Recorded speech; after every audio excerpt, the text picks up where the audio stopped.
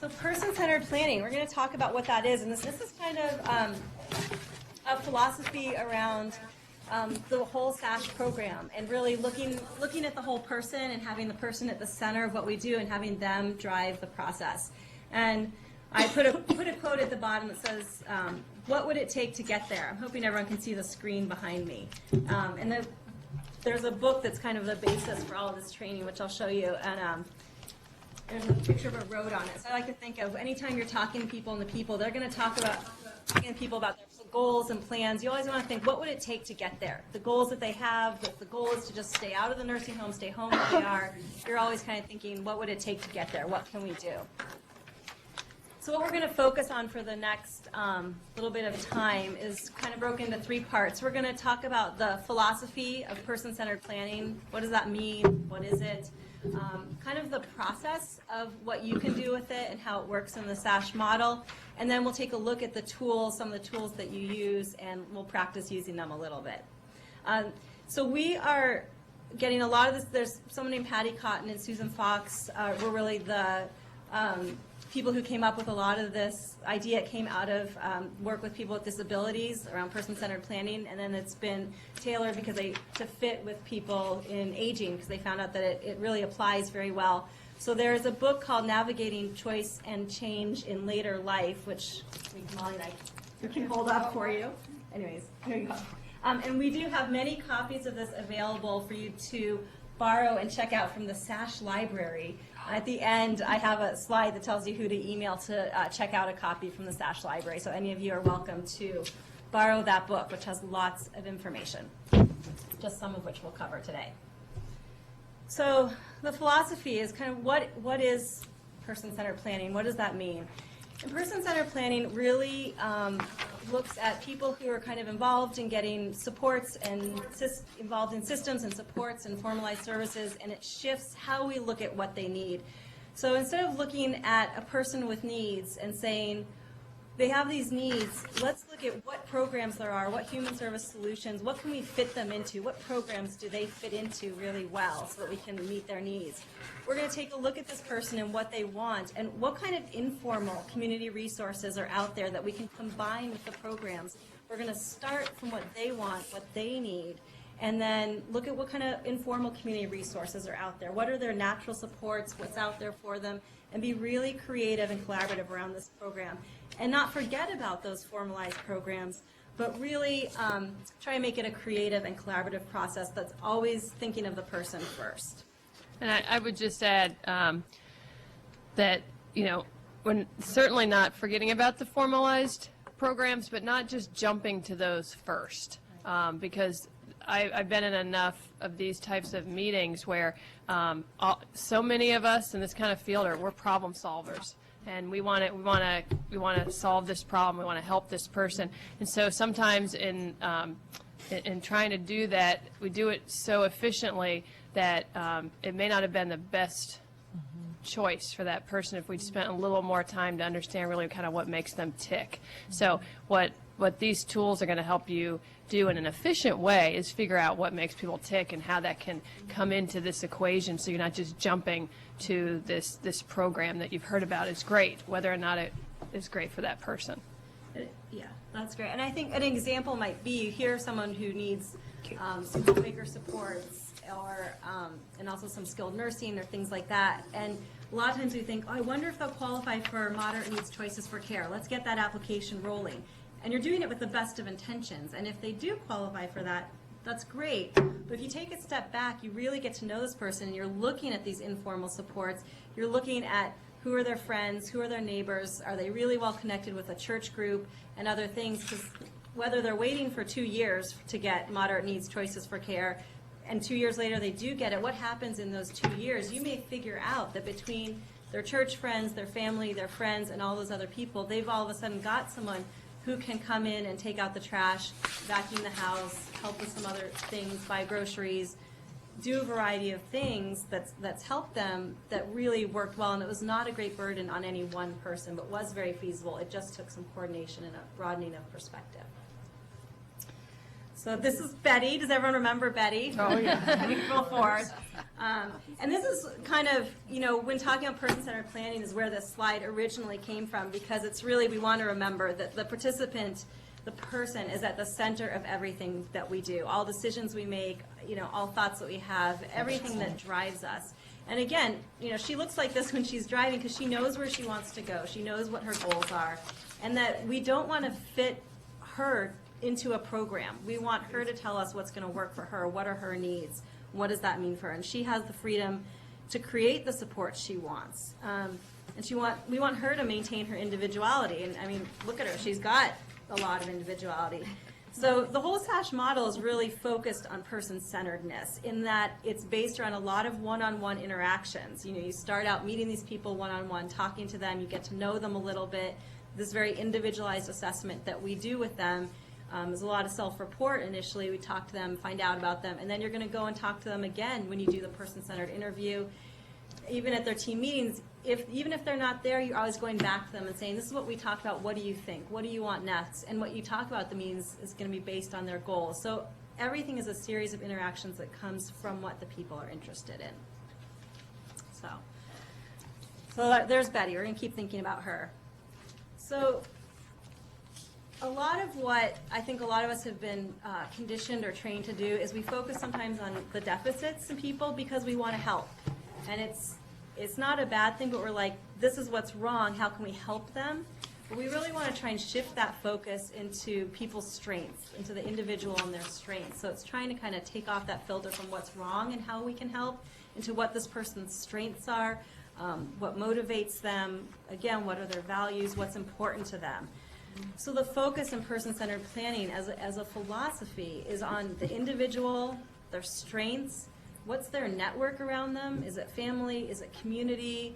Is it, hanging out at the bingo club, like Sarah was saying? What are their needs, their goals and values? What makes this person happy and living at home or, doing what they're doing every day? Even if they're not extremely happy, there's something that keeps them going. So you start from that point. And then if there are things around them that are, kind of making that deteriorate a little bit, then we can say, okay, well, let's help address those so you can get back and maintain that place that's your core. And then when you develop a plan, you want to look at it being flexible. That's a really key word too, flexible, cost-effective, and it allows the individual maximum choice and control over the supports they need in their home. So you're not going to say, sorry, this only works at this time. Our nurses are only available at 11 o'clock on Tuesdays and Saturdays. And 11 o'clock may be when they always take their nap and they just can't do it. You're going to try and see what we can work around with them. And that when you make a plan, it's really a partnership between that individual and the partners who are helping them, and it really reflects their values and goals. So it's really about how we frame that. Do you want to give an example of Dee? Did you think of? Well, I've been dealing with a lot of this kind of person-centered planning with my mother-in-law, who had back surgery on January 31st.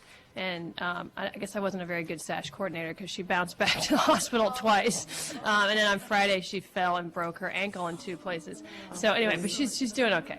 But it's interesting because I was thinking about focusing on the strength. And, when she lives in Heinsberg, so we see her a lot, and we're definitely a main supporter. But I remember the first few times we were trying to figure out what to do with her when she was back home. And, there were so many things wrong.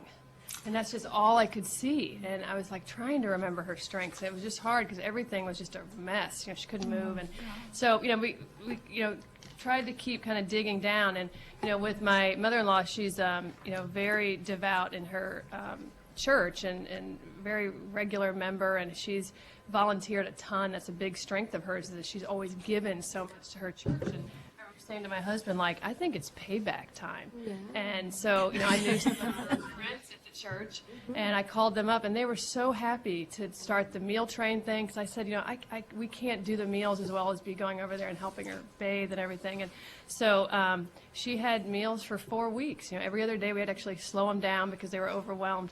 So, her church involvement and her volunteering was a real strength that she brought to bear. But, I have to be honest, it took me about, at least a week to kind of get beyond just everything that was going wrong to realize, how do we get to the strength? So it's not the simple, it's not, I'm just trying to say it's not easy, but it made a huge difference once we kind of took the focus off everything that was challenging ahead of us, so. And probably should have done a little bit more fall prevention work, but we're getting on it. And we are going to be asking for a lot of shifting of perspective and kind of doing things maybe differently than you've done before. And it takes time, and we definitely understand that. So we'll be giving you tools to help with that. And Right. but it's a change. So no one laugh who knows the people who are in this picture, because this is not a real SASH coordinator. But it's a great picture. Wouldn't he be a great one? He'd be a great He would be a coordinator. great SASH coordinator, but he still works with a lot of our residents. This is excellent. But it's a great picture of showing just that, caring and sitting and listening. So, so as a SASH coordinator, even as a wellness nurse, but as a SASH coordinator, you are the trusted guide for the participant. You're the one to build that trusting relationship. You're going to help really, ensure to them that you're going to represent their values, their goals, their needs, what they really want and need. And you are also the facilitator of the SASH team. So, if they aren't at those SASH team meetings, you need to be really the bridge in this process to say, I'm going to ensure that I'm representing what you want and what you need during that time. So you build that trusting relationship and ensure to them, I'm going to carry this information back and forth, and I'm going to represent what you want, and we're not going to do anything that you don't give acknowledgement to and that doesn't represent what you are. And your facilitation really helps people realize a balance. There's a balance between learning about their available options and imagining the possibilities, that there are a lot of possibilities out there. We just have to weigh them and figure it out. It's also a balance between pushing for the best solution and committing to doable options and actions, and between what the individual wants and what supporters are willing or able to accomplish. And sometimes it's much more than we ever thought was possible, and sometimes we can't do everything that's out there, but we can at least explore it. And we're really only limited by our imagination and of course then the resources, but we should explore it as far as our imagination will go and see what we can come up with. And you're there to help kind of with that process. Also, the other reason I really like this picture is because you can see that, they're sitting really side by side, and I think that's a visual, and it works for me. You're the person that can pull up the chair next to them and say, let's talk about this together, let's figure out, you and I together, not me doing it for you, not you being completely isolated on your own and overwhelmed, but us together, we're a team, so. We're going to be we're doing an assessment the first half of this training where it's really okay to have a piece of paper and writing things down, and we're going to really try and push you out of that writing things down on a piece of paper in this half of it. So you definitely would want to be next to them or using a different method. So yeah, it's a great visual for that. So the SASH team, you're part of this larger team, you're the facilitator of the meetings, and it always includes the participant. They are a member of that team. They're really the driving member of that. And any supports in their life they would like included. So you're always representing that. Now we have a picture of an empty chair here. The participant is always welcome at the meetings. So you can invite them. They are welcome to come. We've talked about restructuring the meetings. If you have a participant coming, you would actually want to have them first, and and then they would leave so they don't talk about other people. Jean? We're going to be having our meetings off-site, though. What will happen with that? Can we just sometimes request that it'll be at our site? Yeah, that's a great question. Yeah, for people who have multiple, I think there are a few places like this who have multiple buildings or, housing options in one team. Yeah, if you had a participant who said, when you talk about the situation of mine at this meeting, I think you might have to arrange it differently and actually have it at that building, which I know you don't have great meeting space at your building. But Oh, you no, we're fixing up the office. And let's- okay, but you could make it happen so that you could, yeah. And I mean, sometimes they actually drive, right? I mean, some participants drive, so couldn't they just go to the meeting? We have some who Some, drive, I'm just throwing it out there. Yeah. Yeah, so you could, So it just it depends. they could call in. I mean, Yeah, that's a they good could. point. You'd have to ask them how comfortable they are with the conference call, because can't make eye contact. Could Enough it is Skype there. them. Could Skype them. You could definitely Skype them. We're working more on technology. You could Skype them, and Larry can help you set it up so they could do it, or you could, yeah. You would lend them a laptop for We could look at that, yeah, I think that definitely could be a possibility. See, the imagination. I know. That's good. Only limited by our imagination. So I think I think those are the kind of ways that we need to think, especially if someone's homebound. They might Right. not even want to walk down the hallway to where you're having the meeting, but they could Skype in from their apartment, or you could have the meeting in their apartment and then move down the hall and have the rest of the meeting. So really, yeah, you want to be creative and see how it's going to work for them. And then if they're not at the meeting, keep this empty chair in mind. Really conduct the meetings as if they are present. Really don't let it get off track and gossipy or whatever it is, which no one's ever ill-intentioned in that, but sometimes, we all do hard work every day, and sometimes you're just like, oh, you want to vent, but really you want to make sure to keep those meetings run as if that person is there. A difference between kind of traditional planning versus the person-centered planning is, if you're going to develop, let's say, a plan of care, someone's maybe transitioning out of rehab and back to their apartment, you'd want a plan of care for how things would work. You might say that in traditional planning, we're going to develop a plan of care, identify the services Mary needs for the coming year. It's like you're definitely doing this to Mary, for Mary. That's how you do it. In person-centered planning, you might say it as if, the plan is to better understand Mary's preferences about when and how she receives support and to figure out the best ways to coordinate the efforts and provide the service she needs. The goal, she's still coming home from rehab, but it's just shifting that focus and looking at it in a different way and really putting her at the center. What are her supports?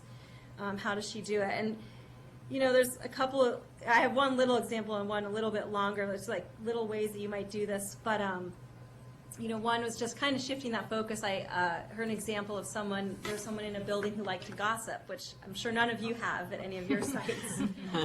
But they talked to that person. They were able to find a place for her to help out with the monthly newsletter, and they kind of changed her role. So they called her the relayer of news, and she started to write like a kind of a monthly column for the newsletter. And the SASH coordinator edited it.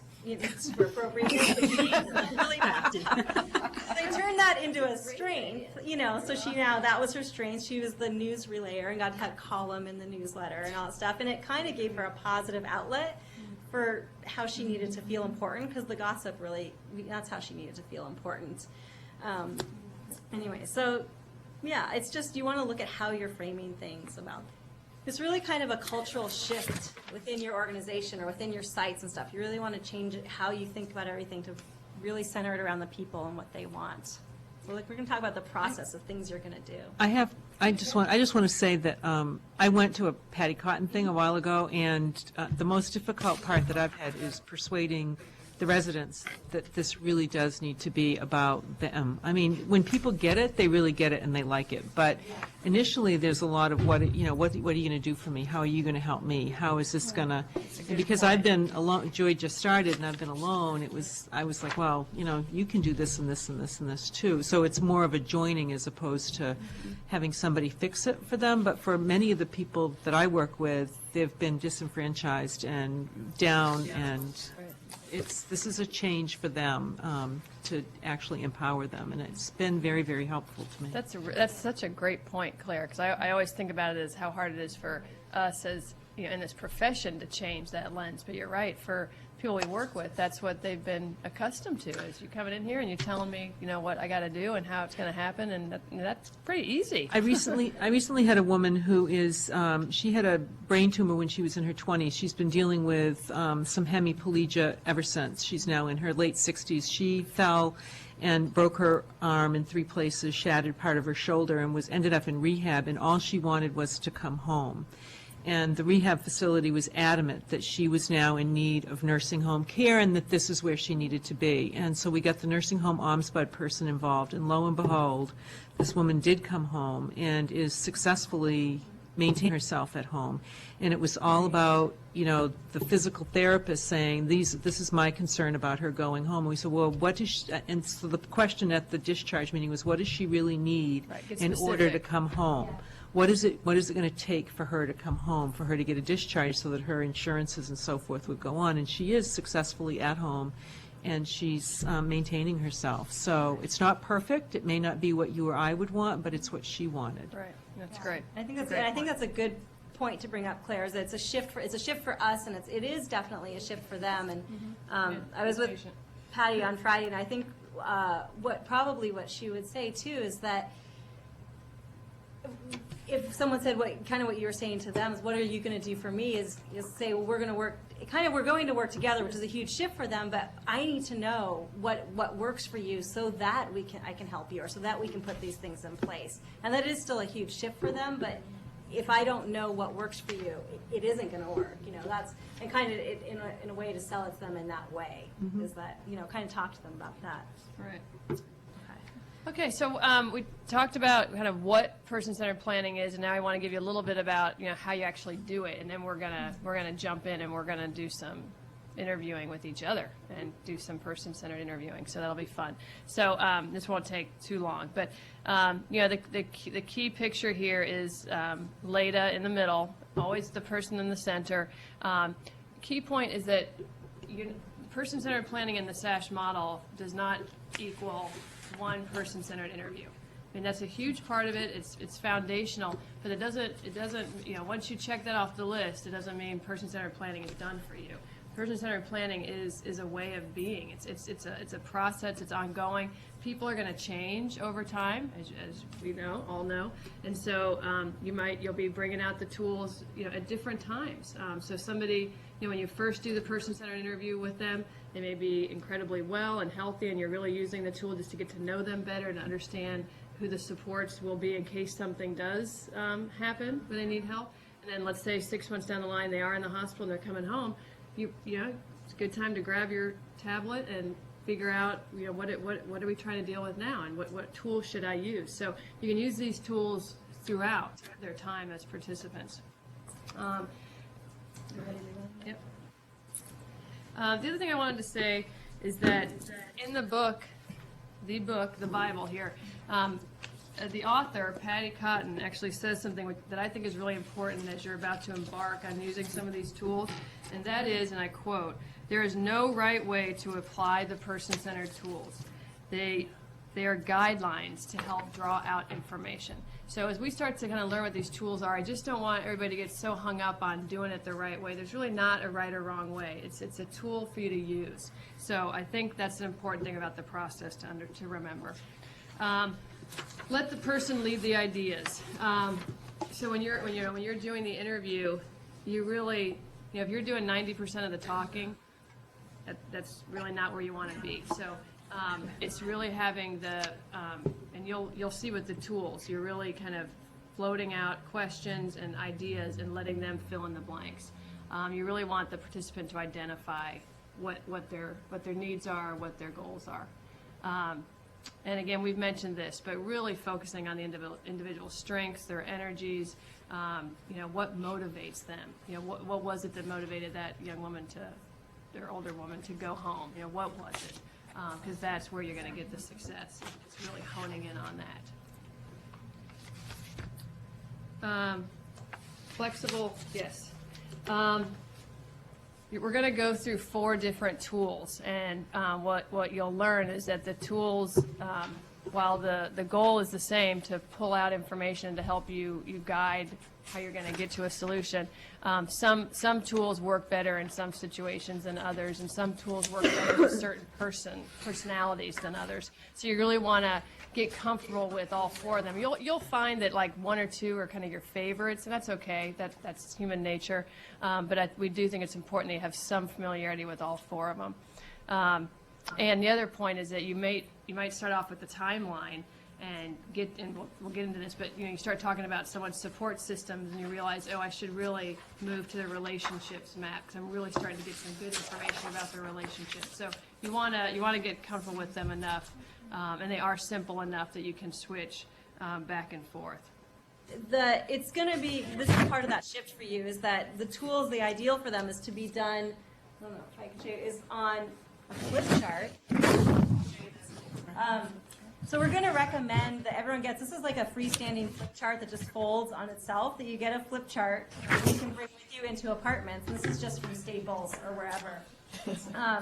that you can bring with you. And this is kind of weird, right? To bring this into someone's apartment. And they're going to be like, oh, that is really weird. I can see the faces of people. I'm already jumping ahead to storage issues. Like, what, I'm gonna have like 20 It giant folds up pieces of flat. paper? No, but what do you do They with the stick to wall. papers? Okay, hold on. Well, hold on. They stick to the wall. All right. So No, I it's like different. that. Is this the SASH coordinator doing this? The SASH coordinator mostly do this. But one of the things I have to say though is that when if I'm talking to Molly right now and I'm asking Molly questions and I'm just saying, so Molly, like, who are the people in your life? She said, right. Yeah, it is. It's How does this make you feel about what I'm writing? I'm wondering what she's writing. I'm wondering. Like a more medical model than a more social model. Yeah. So this is more like an assessment, and Molly can't see what I'm writing, and why am I writing this? And it's very private. And one thing about that shift in focus is this is much more comfortable for me. I do this all the time, so great. So I'm taking notes. I can do it in my own messy handwriting. I can flesh them out later. No big deal. It's easy. Whereas when I use this is going to be awkward for me. Right? Yes. So it's much more awkward for me. And I'm going to walk into Molly's apartment, and she's got it neatly dusted, and she's got lots of tchotchkes and a candy dish and some, little things in there. So she's going to be like, oh, I don't know what that thing is. So, and all of a sudden, though, she's going to be like, who's that? What's she doing with that weird thing? I don't even know what that is. So already we've shifted things a little bit to like, oh, this is going to be different. I've never seen something like this happen before. Okay, we're going to have to push the doilies aside a little bit and set that down. And something different is going to happen. And I am uncomfortable because I'm doing something a little strange, but that's okay because we are doing something different. And when I start writing things up here, Molly can see everything that I'm writing, and it's not secret. She can be like, no, I didn't get married in 1932. I got married in 35. And I'm like, oh, okay, sorry, So it's a shift. And I can leave, if I want to, I can leave this with her. It can stick right to the wall in her apartment if she wants to keep it. I might want to make a photocopy of it first somehow, or jot some notes down, take a picture, or whatever. We can talk about the logistics of that with technology, but Molly can keep it and hang it on her wall, and some people do with these because they're cool. So I have mine on my wall. We did one here Yeah. last time, and I still have it up on my wall. It's kind of fun. Yeah. I'm like, oh, look at all those friends I have. That's good. yeah, Good and that, reminder. All of them, yeah. for people who feel isolated. So it's definitely very cool. So it's, we should challenge ourselves to be less comfortable. I have someone, we showed them from the last group, we showed them the different tools and how they work. And I said, oh, how are you using those? She goes, I just took all the things that they all look for and I made them into a form. And I take the form with me into the apartment and fill it out. And I was like, okay, because you have to get through, because really that's not the idea of it. But, we all have to get comfortable with it. All right, so we want you guys to have time to practice. So I think we've talked about that. It's good. Just it's all about the person. Right. Okay. So the routine map, I actually love this tool because I'm nosy and I love to get into people's business. So this does that. What the routine map is really, I think it's an excellent tool when you really know very little about a person. It's an easy tool to use. Everybody does something throughout their week, and you're really just curious about what their routine is. And it could be that their routine is that they have a whole lot of nothing going on, but that's important to find out. So the routine maps, what it does is it provides a detailed description of what's going on in their day, and what you glean from that is what are some of the support needs and the assistance that individual might require on a daily or weekly basis. And you can use the routine.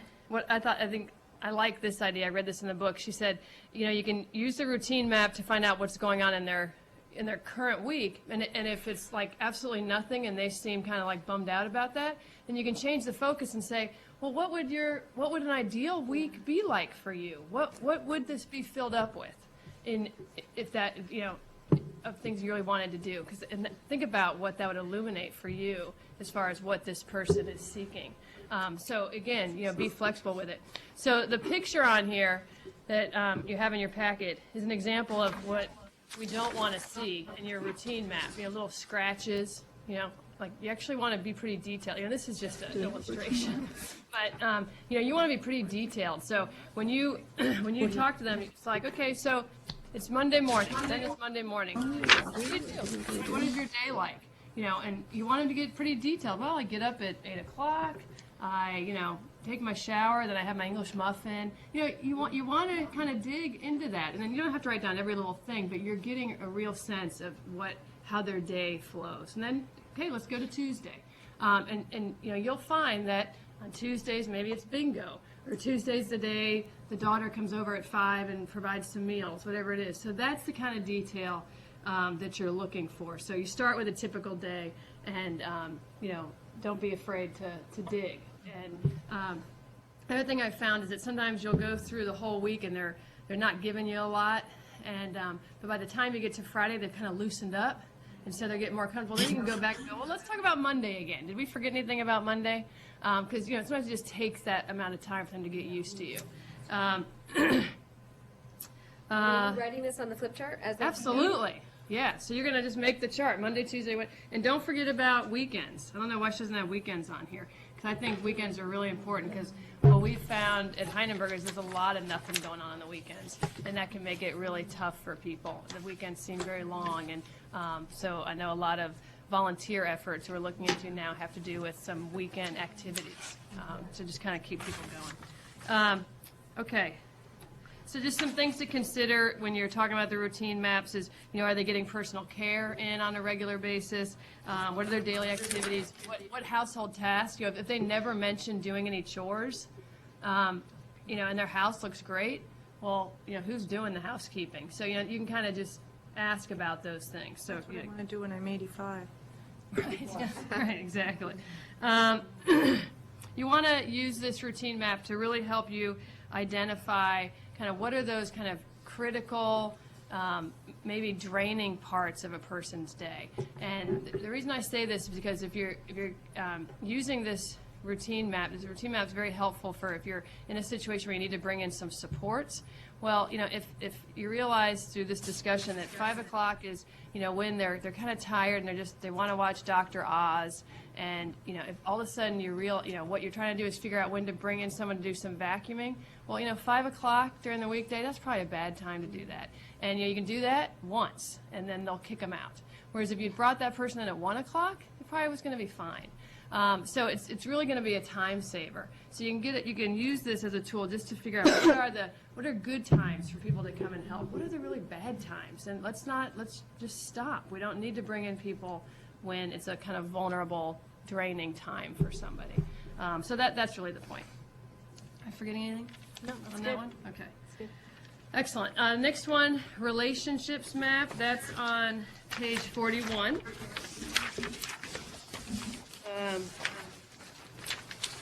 This is a great tool too. And this tool is really central in person-centered planning because, as we've kind of talked about, most positive outcomes that you're going to have with the participant aren't going to come because you found the perfect program for them. It's really going to, or some windfall of money that just shows up so everything can get paid for.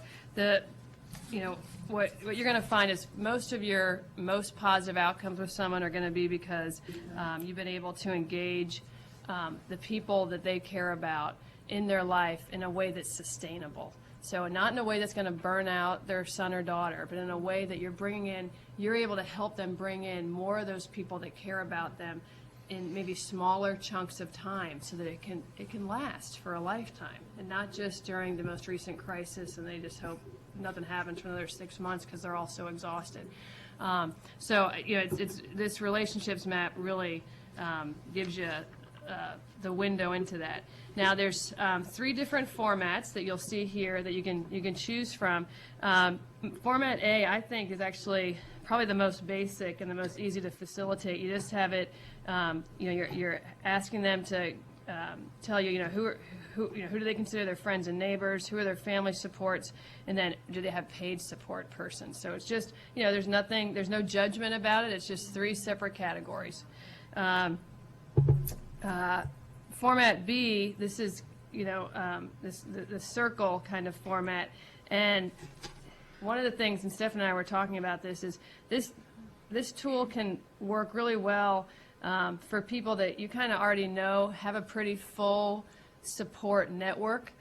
If they don't, this could probably be a little kind of depressing. So you may want to think about it, like, there's a woman in Heidelberg who has 6 daughters. 4 of them are nurses. They are in and out of there all the time. You're really involved with their church. Yeah, you know who I'm talking about.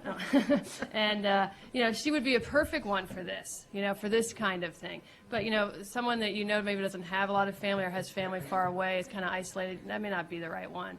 And if you don't know them well at all yet, I think sticking with that first one is a lot easier. What Yeah. about for someone who really has very few people? Would Format C be better if they're very active and out Yeah, and so, about, but they don't have a exactly. lot of Yeah, so close- the question was if someone doesn't have a lot, would Format C be better? And I think yes. And so Format C is really focusing on different places in someone's life. So, I've actually used this tool with my mother-in-law's husband, who, if you asked him if he had any friends, he would say no.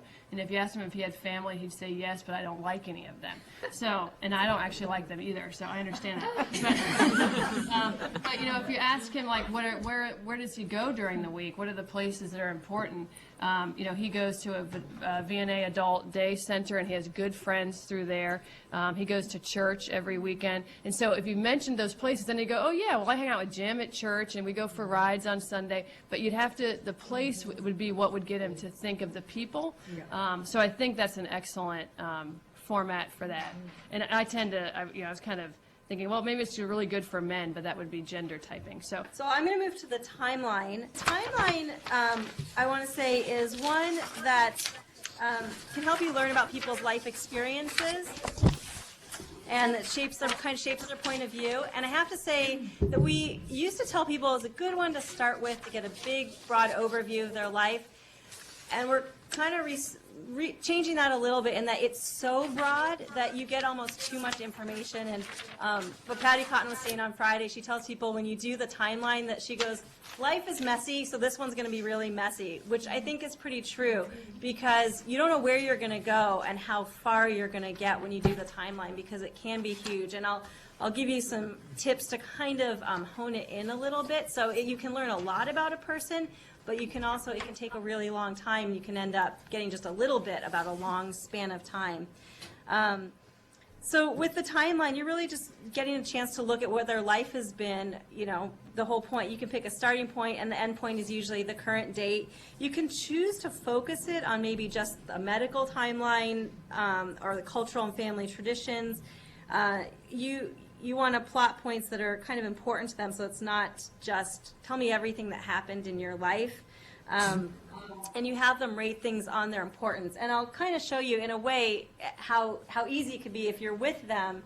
If you guys hopefully you can see this. But what you would say, you won't do it as messy as I'm going to do it now because you don't take it. But if you say the bottom line, we're going to say, okay, you were born in 1932, so you write 1932 here.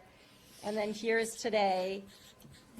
So tell me, some major milestones in your life that'll kind of frame this for you. So they can say, started school here, got married here, first job, children, right? Children is often a common one. So you just want to have those major milestones in place before you even start. So that then you can say, all right, tell me about the first years of your life where you grew up and things like that and your parents. And then, so you're kind of hitting some broad categories so that it breaks it down a little bit for you. But also, this is your horizontal scale. The vertical scale is on a scale of like 1 to 5. As they talk about these things, and they're saying about where they grew up in Brattleboro, Vermont, went to school. How was that for you? On a scale of 1 to 5, did you have a good time growing up? Was it good? And they'll say, oh no, it was terrible. My parents fought all the time. So, I don't know, however you rate 1 to 5. You'll put that here. If getting married was the best thing that ever happened to them, then that's going to be up here. So as you put getting married, write it high, growing up low, and that's how you're going to plot things on this map of their life. And so the drawing can be that simple as you go through it. And that's basically how the timeline works. You can come out with any bit of information about it. At the end, you kind of want to highlight some common themes because you could end up with a lot of information. You can say, this is what I observe about some common values and themes. I noticed that family has been very important to you throughout your life, or that church has been important all the way throughout your life, or whatever it is, so that you, as you come out of it, you kind of come away with some common themes to work on moving forward. And that's kind of how the timeline goes. It'll take you in a few different directions. And the last one we're going to show you is called the preferences map. And this one is really simple, and you can use it in any situation. It's also good if you have a specific situation. For the preferences, you're just looking at what works and what doesn't for them. So it may be just in general in life, or you could be looking at a specific situation. I always use this kind of hip replacement example. We had someone at one of our buildings who normally drives and is active, but she had her hip replaced, and she came back, and for 6 weeks, she couldn't drive, she couldn't cook, she couldn't walk, she couldn't do anything.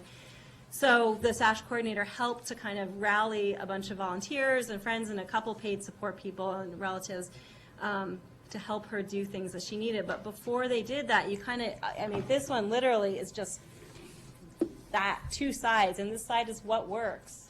Well, I'm not really going to write, and this one's what doesn't. And then you just make lists. And you want to, you probably want to start with an example to get them going. When people cooking for me, I really don't like it when people cook my meals, or I don't like this about my food, but I am really happy to have someone come in and clean. But you start them off with an example. Things that are negative, you can try and reframe them. If it's negative about an individual, say, I can't stand my cousin Mary. So you can say, like, so what doesn't work? Mary visiting isn't always positive, or whatever it is. But you really want to use their words. You don't want to change things up for them. And just try and generate as much as you can that works and what doesn't, to make it, the comfortable environment for them. So, and you come up with a list, then you can circle the top 3 things, and you'll come out with the way that they want to receive supports in the situation for their life.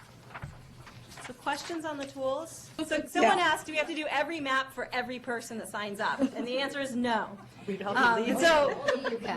may be thinking, I'll never be able to get all this done for every person. The answer is, of course not. You definitely won't.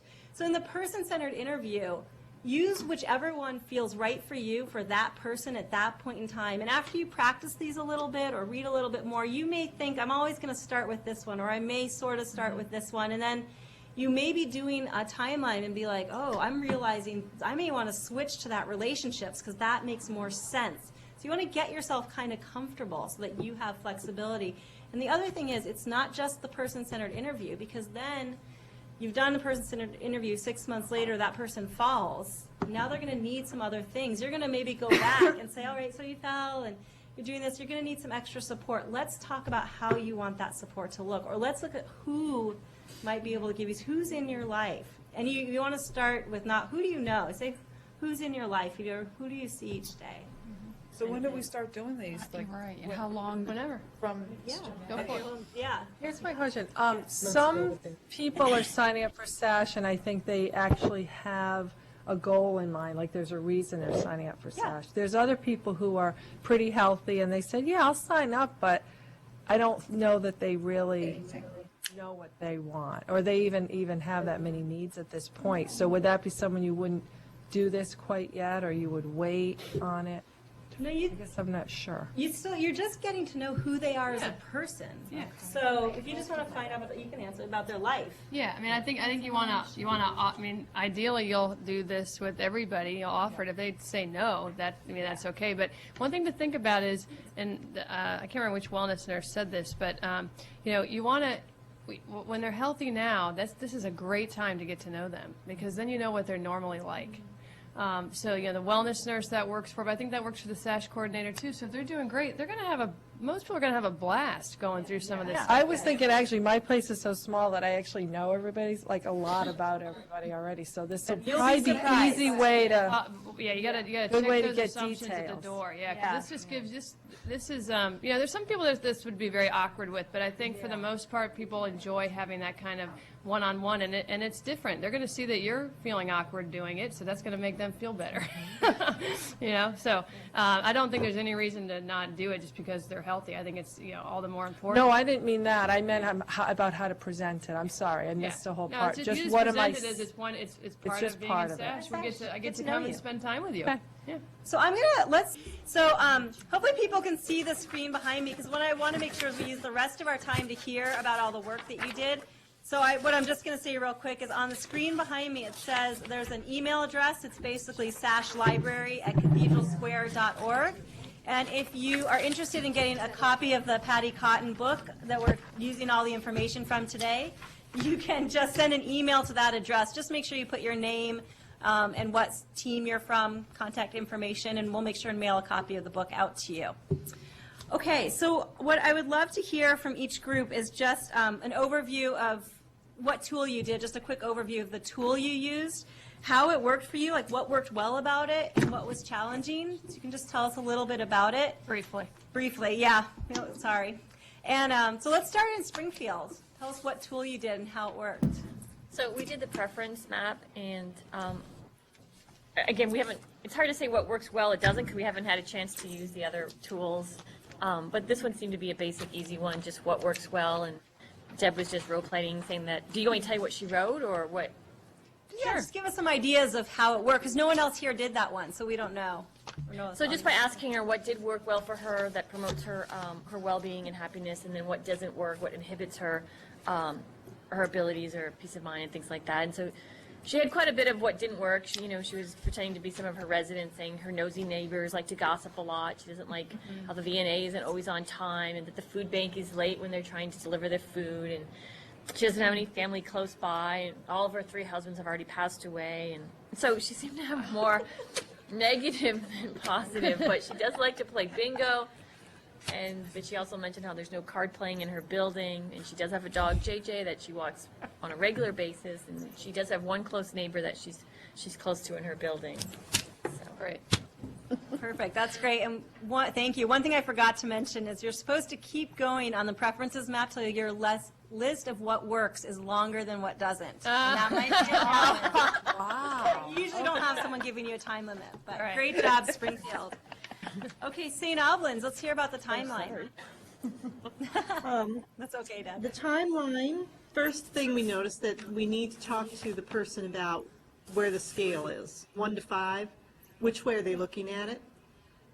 Is 1 high or 5 high? Because it makes a serious difference in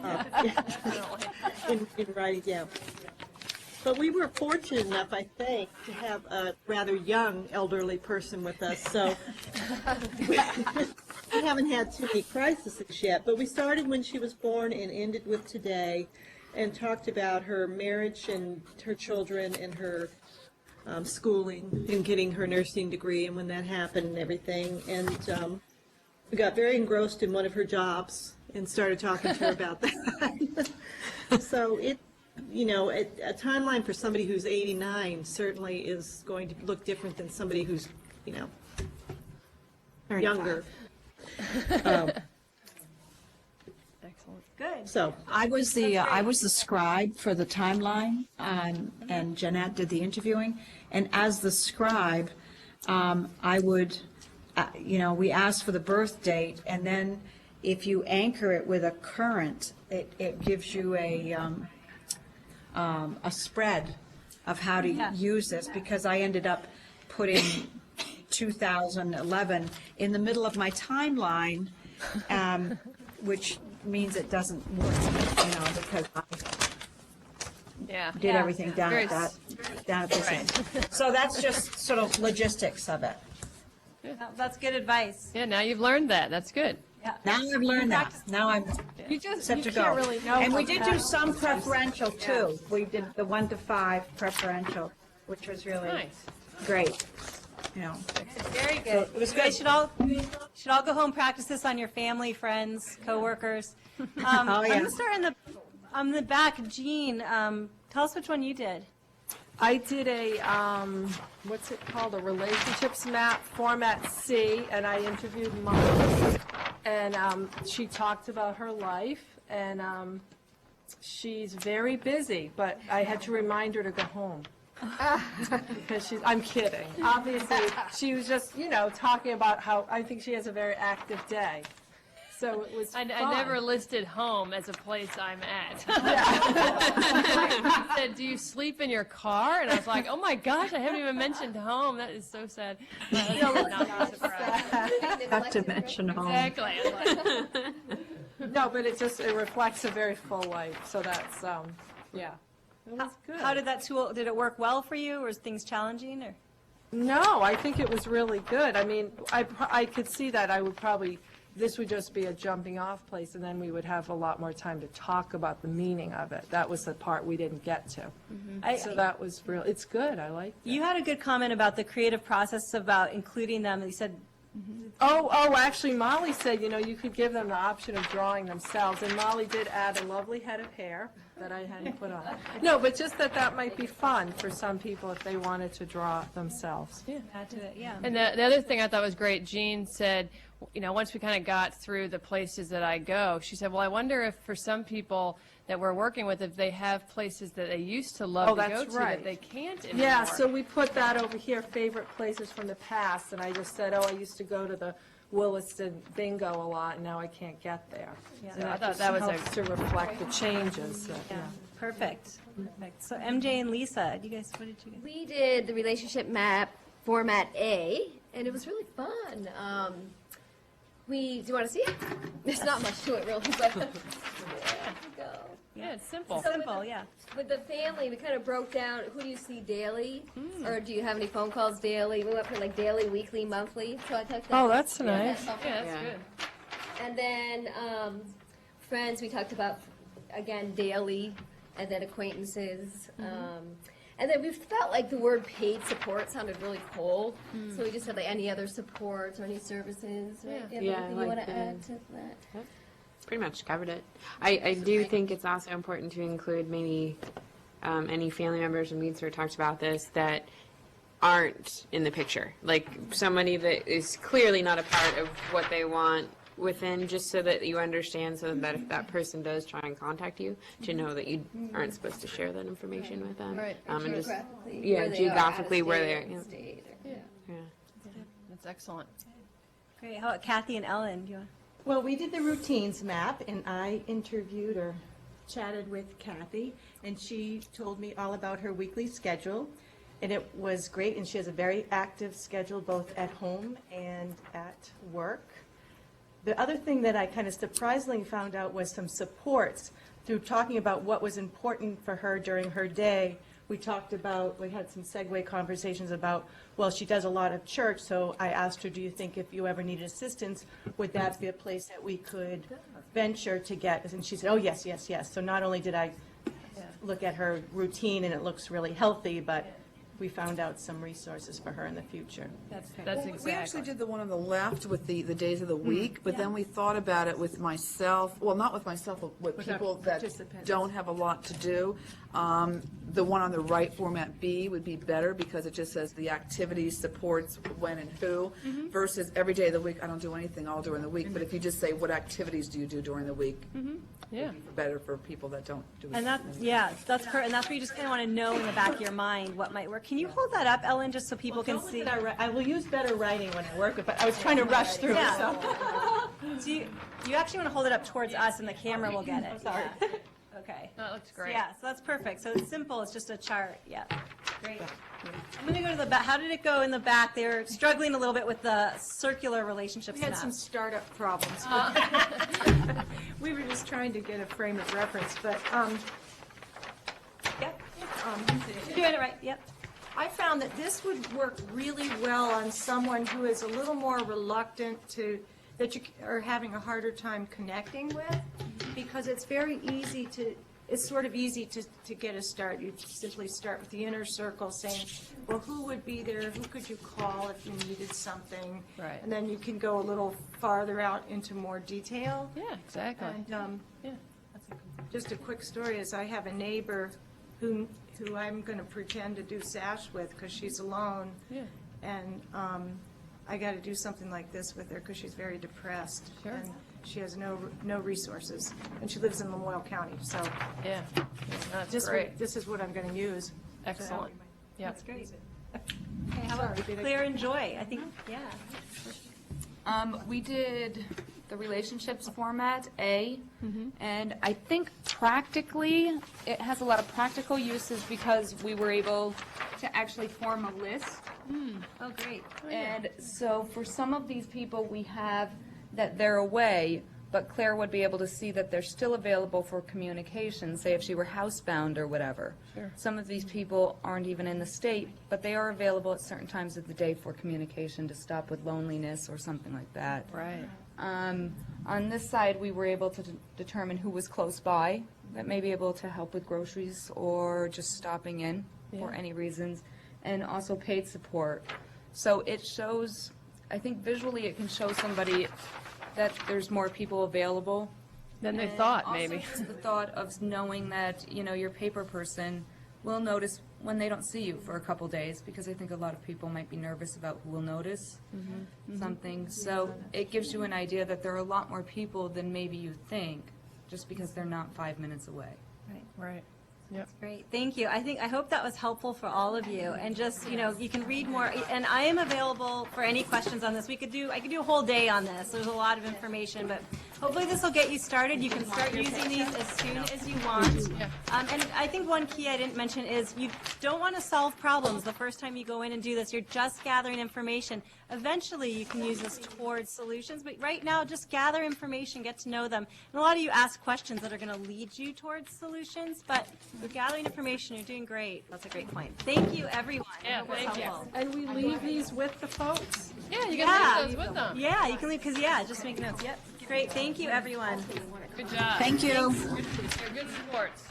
Thank you.